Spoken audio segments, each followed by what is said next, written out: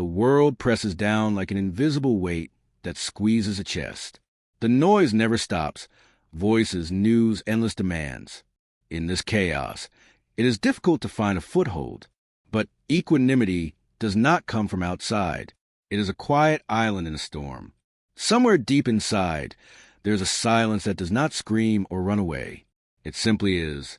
This inner peace is not the absence of problems, but the ability to remain yourself when everything around you is falling apart.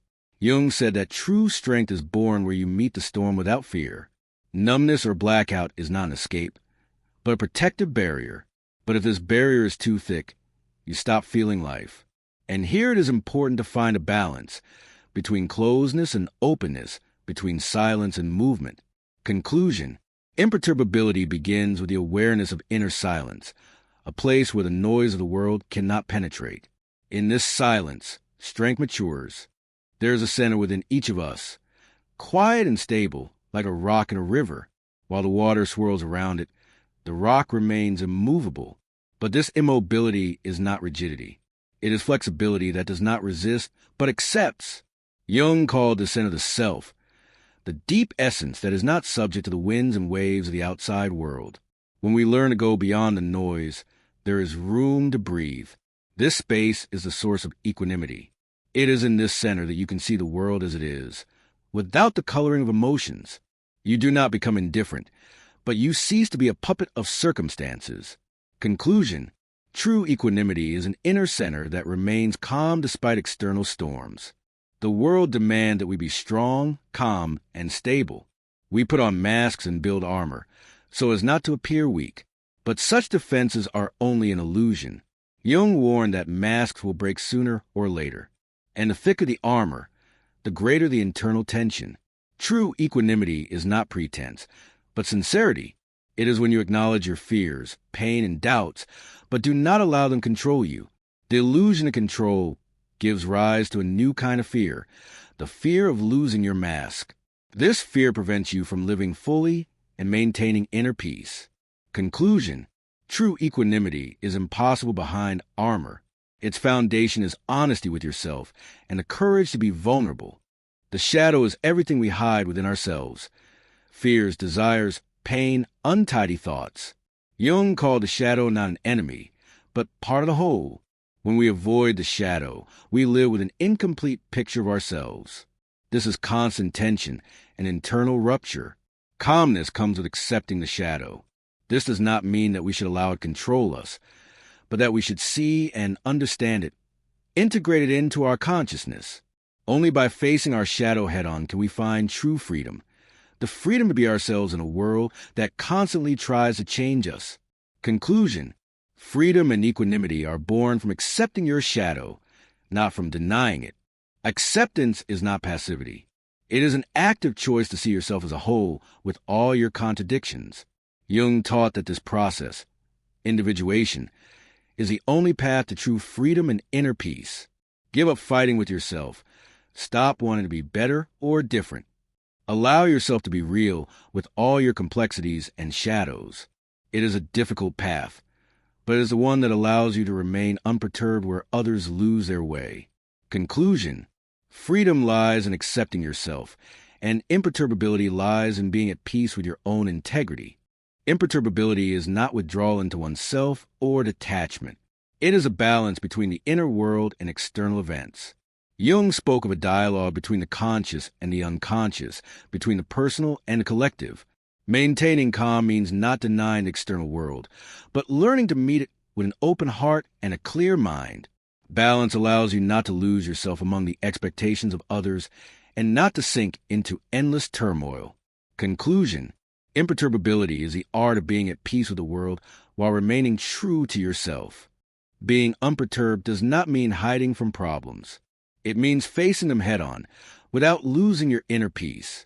It is a strength that does not shout or argue. It is quiet and steady, like an ancient tree that has weathered storms. Jung believed that true strength is the integration of all parts of oneself, not running away from pain, but accepting it as part of the journey. Such a person does not depend on external circumstances, because their support is within. Conclusion: imperturbability is not running away from life, but a deep presence in it with an open heart. Returning from your inner center is a new way of looking at the world, no longer as an enemy or a battlefield, but as a space of possibilities. You are no longer immersed in chaos. You are both an observer and a participant. Jung taught that it is through such integration that a person finds true freedom and peace. The world presses down, but now you have an inner support that will not sway in the wind and rain. Conclusion: to remain unperturbed in a pressing world means to live from within, where peace and strength go hand in hand. The world around us seems heavy, like ancient armor that squeezes every part of the body, preventing us from breathing deeply. This burden is invisible, but its presence is felt in every movement, every glance, every breath. Slowly but surely, it plunges you into a state of constant tension, where noise and bustle fill the space around you, while inside there is emptiness, like a settled abyss.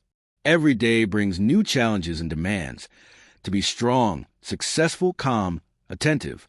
It is as if the world demands that we not only survive, but never show weakness. In this endless race, we put on masks that reflect exactly what those around us want to see. But beneath these masks lies another reality, a reality of fatigue, doubt, fear, and most importantly, a desire for silence. Carl Jung taught that within each person there is an inner center, a quiet island that remains untouched despite the storms raging around it. This center is not created by willpower or external circumstances. It does not depend on success or recognition. It simply exists, like a deep source of water that flows beneath the thick rock, hidden from view but never ceasing to nourish life. According to Jung, equanimity is not a state of absence of emotions or feelings. It is the ability to remain present, to be here and now, despite pressure and chaos. It does not mean becoming cold or detached, but learning to hear your inner silence even in the noisiest world. But why is it so difficult to hold on to this inner island? Why does the weight of the world break through even the strongest walls? The answer lies in the fact that we often live not in the present, but in reflections and projections. We are afraid to feel ourselves fully, with pain, fears, failures. In an attempt to hide, we lose touch with this quiet center, and then any external storm becomes deadly. The numbness of the soul is a defense mechanism. When the pressure becomes unbearable, the consciousness seems to disconnect from the depths in order to save itself. This is not a rejection of life, but an attempt to survive in a world that demands too much. Jung said, "Those who do not know their shadow are doomed to live in illusions." Imperturbability comes when we dare to face ourselves as we truly are, with all our shadows and light. This does not mean that the world stops pressuring us, but it means that we learn not to let it destroy our inner support. The inner island is a place where we can rest, recharge our batteries, and find clarity. It is not a place of escape, but a point of return. In this silence, understanding is born. We cannot control the whole world, but we can control how we relate to it. This is where true equanimity begins to form, not as a mask, not as armor, but as a living connection with oneself, a deep acceptance, and the courage to be vulnerable in the heart of the storm. In a world that puts pressure on us, we instinctively start building protective walls. These walls, masks and armor, are meant to hide our wounds, fears, and weaknesses. We learn to appear strong, cold, and unshakable, because vulnerability seems like too expensive a luxury when surrounded by endless expectations. But every mask is a distorted reflection that we show to the world in an attempt not to lose ourselves. This illusion composure is like shiny armor on a fragile body. Outwardly, it is strong and impenetrable, but inside there are cracks, hidden wounds, and fears that do not disappear but only lie dormant. Jung said that these masks, personae, are necessary for interaction with society.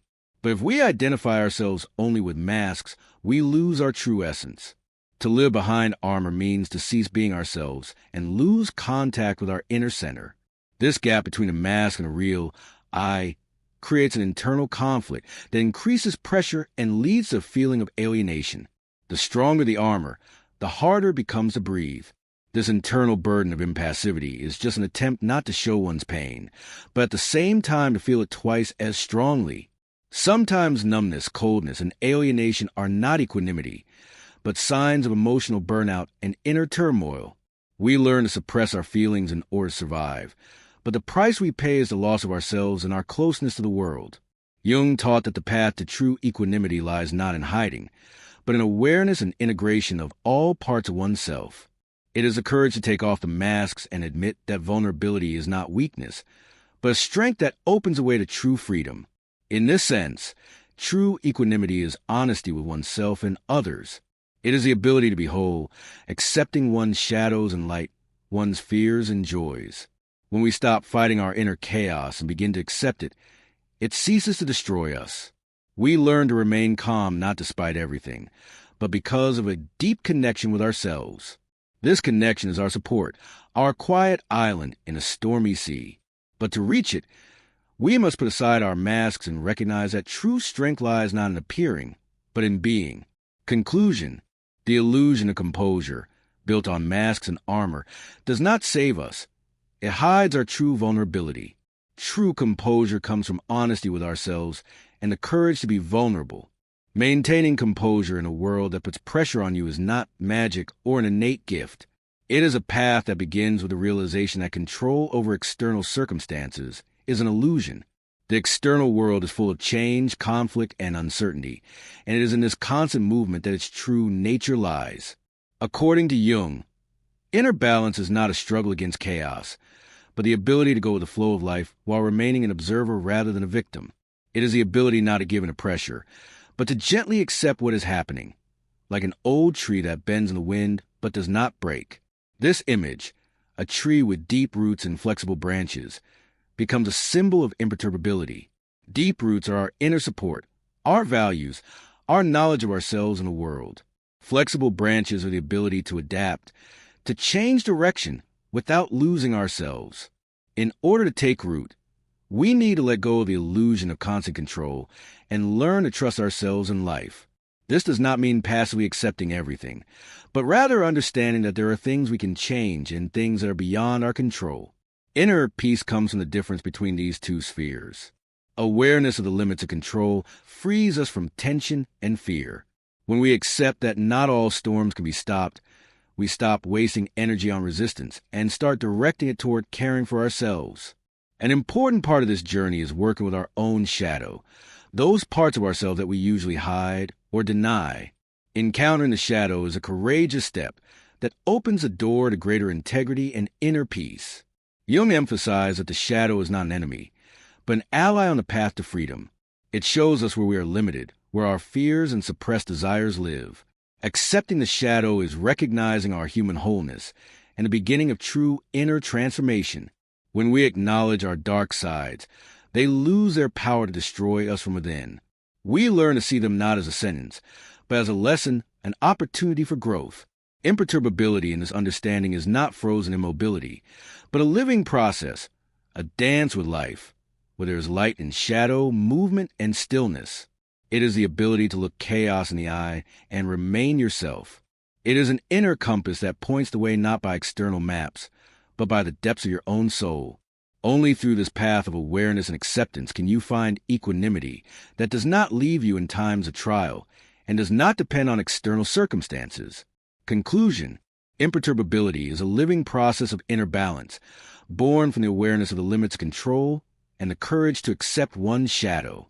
It is a deep connection with oneself that allows one to remain calm in the very heart of chaos. Equanimity is not born in noise, nor is it formed in endless movement.